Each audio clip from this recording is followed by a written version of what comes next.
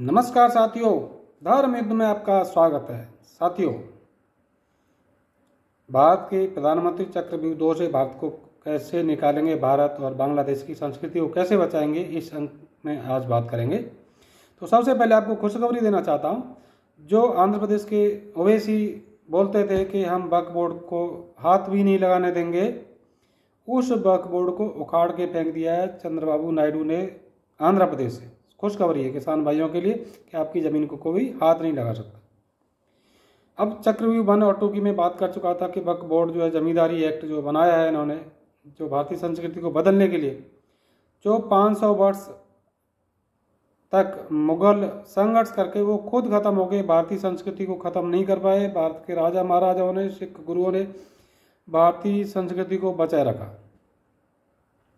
200 वर्ष तक अंग्रेज भी भारत की संस्कृति को नहीं ख़त्म कर पाए, वो भी यहाँ से वापस जाना पड़ा, वो भी ख़त्म हो रहे हैं। और ये कांग्रेस वक्फ बोर्ड एक्ट ला करके भारतीय संस्कृति को ख़त्म करना चाहती थी कि जब संपत्ति को पहले हड़पेंगे फिर धर्मांतरण कराएंगे, वो चीज़ जो है। लेकिन क्या हुआ कि 2014 में अली बाबा और 40 चोर, जितने भी जो कांग्रेस और उसके मुगली घुटे हुए गुलाम दल थे, सबको भारत की जनता ने अपनी अदालत में सबको ध्वस्त कर दिया। तो वो चीज़ उनको कामयाबी नहीं मिली।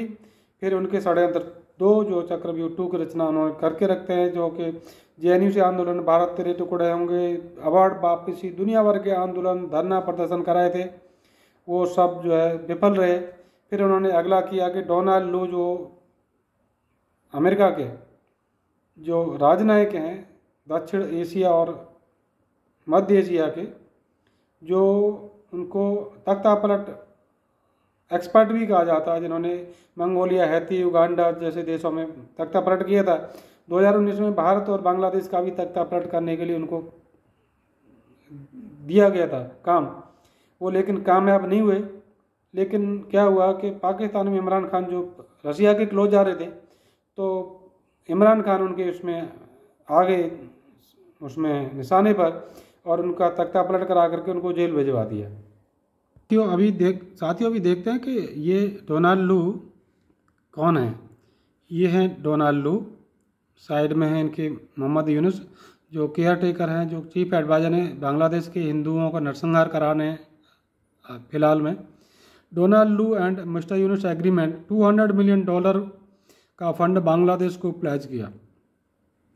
भारत को ब्लैकमेल करने की कोशिश, भारत क्या करेगा, ये चीज़ चल रही है। अभी भारत के विदेश मंत्री और प्रधानमंत्री हैं, इनको भारत की संस्कृति भारत और बांग्लादेश में बचानी है, इनके षड्यंत्र चक्रव्यूह 2 से बाहर भी निकालना है देश को।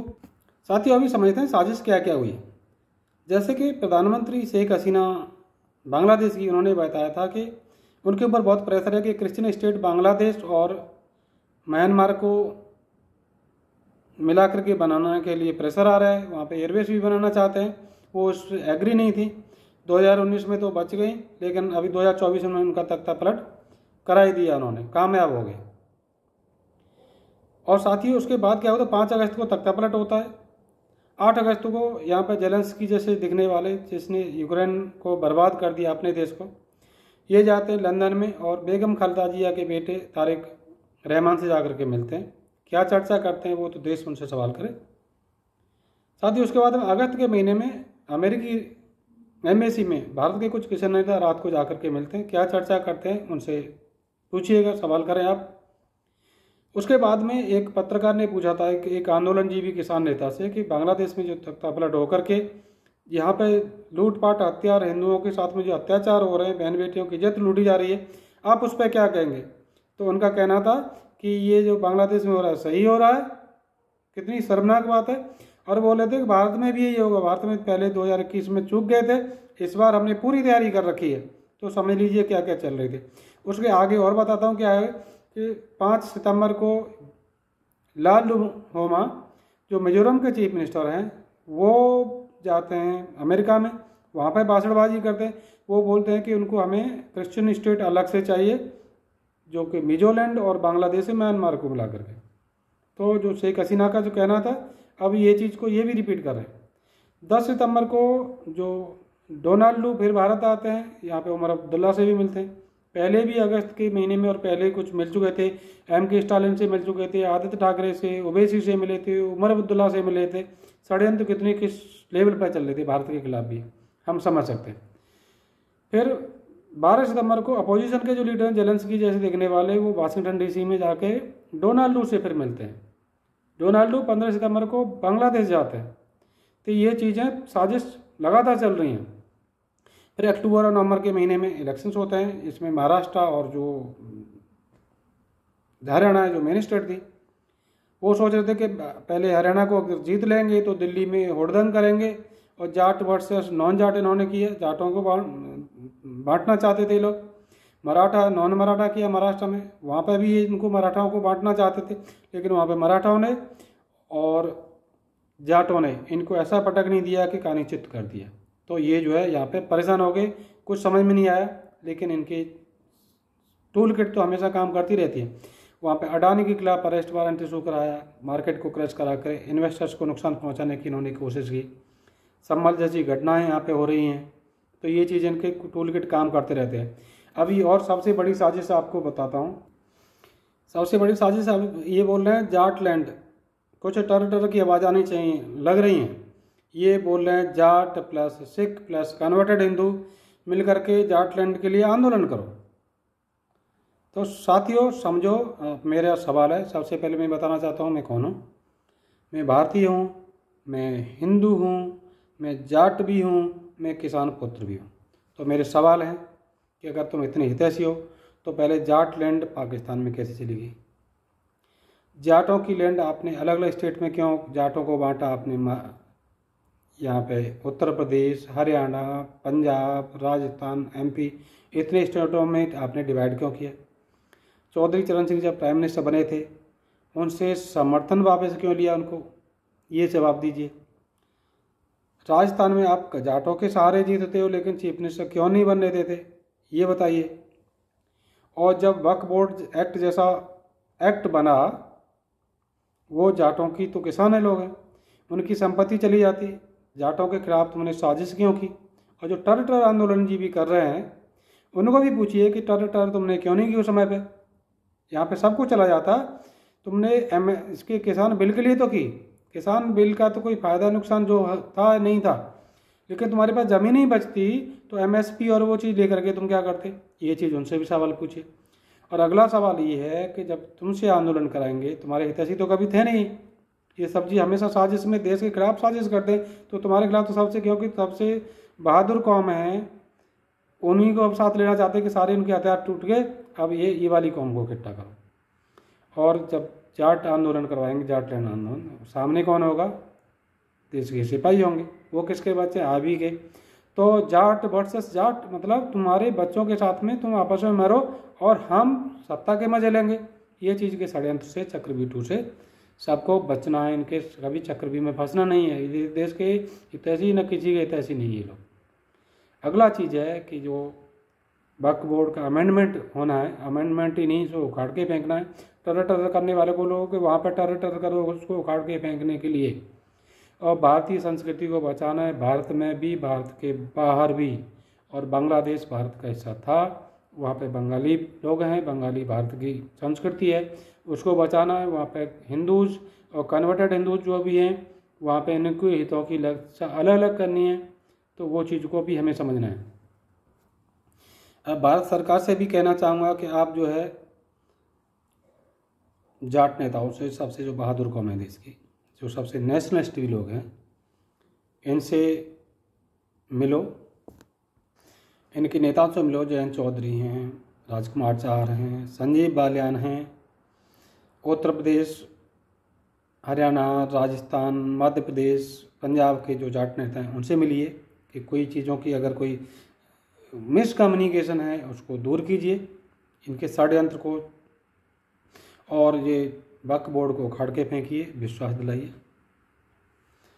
अगला चीज़ है कि जो चुनावी जो प्रक्रिया चलती रहती है, हर समय आप चुनाव की मूड में रहते हो, इससे भी बाहर निकलिए। इस साल में 3 बार चुनाव हो गए, देश की प्रगति पे नुकसान पहुंच रहा है, और यहाँ पे आचार संहिता लगी रहती है, काम नहीं हो पाते हैं, बहुत नुकसान हो रहा है। ये चीज़ों को आप चुनावी मोड से बाहर आके काम के मोड में आइए। और बांग्लादेश की संस्कृति को भी बचाना है। 1971 से देश बहुत आगे बढ़ चुका है। जब 1971 में इंदिरा गांधी के नेतृत्व में और सैमोनिक शॉ की रणनीति के साथ में जो उसको आज़ाद करके यहाँ पे भारत उतना चीज़ कर सकता था, अब तो बहुत आगे निकल चुका है। तो अभी 1971 को भी रिपीट करना है, संस्कृति को बचाना है। और जब उस समय कन्वर्टेड और नॉन कन्वर्टेड हिंदू की संपत्ति थी, संपत्ति नहीं, नंबर कम हो सकते हैं, संपत्ति तो कम नहीं हो सकती है, इसलिए उस संपत्ति को बचाना है और के सब दोनों के हितों को बचाना है।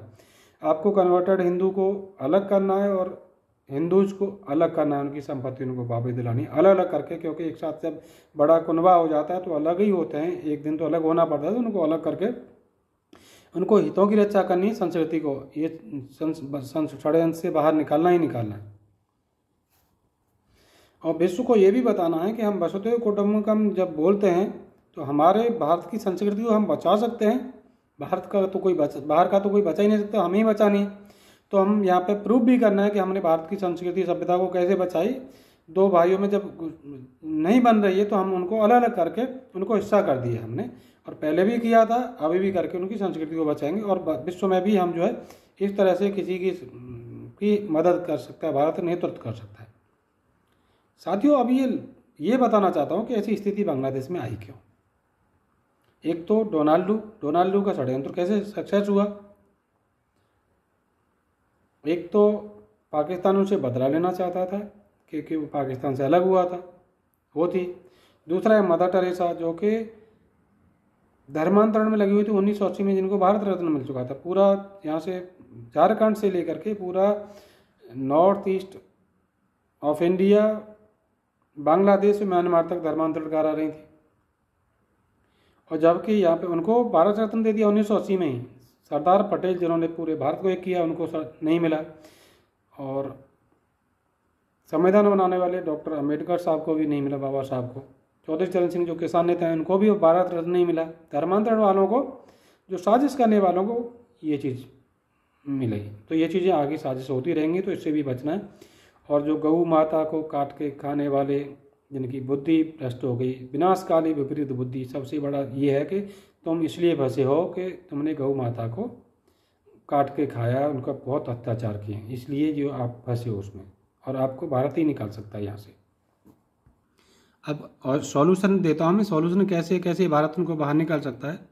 अब ये हमारा प्यारा भारत है, छोटा सा ग्रीन पार्ट जो दिख रहा है ये बांग्लादेश है, इसके अंदर में जो भारत का ही पार्ट था उस समय पे अनडिवाइडेड इंडिया में। और यहाँ पे 8 डिवीजन में बांटा हुआ है बांग्लादेश को। साइड में यहाँ पे रंगपुर, राजशाही, खुलना, बरिशल, ढाका, मेहमान सिंह, सिलेट एंड चट्टागांव डिवीजन्स। तो ये जो 8 डिवीजन्स में, अभी यहाँ पे 3 और 5 का मैं डिवीजन बताता हूँ आपको। यहाँ पे ऊपर से जब हम ये देख रहे हैं, ये जो है ब्रह्मपुत्र रिवर है, और इधर से आने वाली गंगा रिवर है। यहाँ पे इसमें बांग्लादेश में इसको पद्मा भी कहते हैं, और इधर से आने वाली एक मेघना रिवर भी है। तो साथियों, अभी जो ये इंडिया से टच करता हुआ ये जो भाग है, इसमें हिंदूज और ये बौद्ध लोग वगैरह ज़्यादा रहते हैं, माइनॉरिटीज़।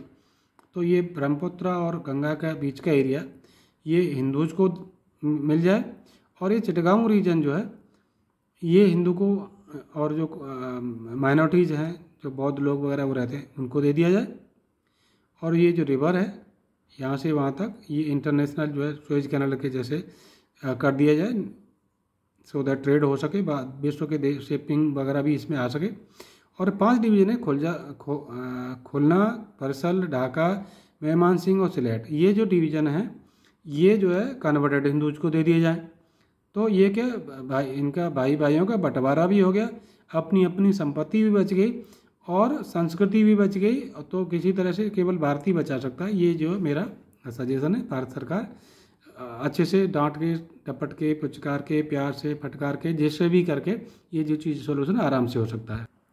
तो साथियों, आपको ये पूरा वीडियो कैसा लगा, आपको जो डिवीज़न बंटवारे का कैसा हिसाब लगा, आप कमेंट करके बताएं। वीडियो को फॉरवर्ड करें और सब्सक्राइब करें, लाइक करें, और अपने अपने स्टेट के जो MLAs MPs हैं उनसे भी बोलिए, MLAs को बोलिए कि मुख्यमंत्री से बात करें। और हमारे यहाँ पर ये वक्फ बोर्ड को आपको भी उखाड़ के फेंकना है। हमने जो चीफ मिनिस्टर आंध्र प्रदेश ने करके दिखाया है, आपको भी करके जाना है। इस जो चक्रव्यूह वन से बाहर निकलना है। तो ये सब चीज़ें आपको मांग भी करनी है। तो साथियों, एक बार फिर बहुत बहुत धन्यवाद। और आपको कुछ वीडियो जो है मैंने पुराने बनाए, अब इस लिंक में दे देता हूँ कि भारतीय संस्कृति और चक्रव्यूह 1 और 2 के बारे में मैंने चर्चा की थी।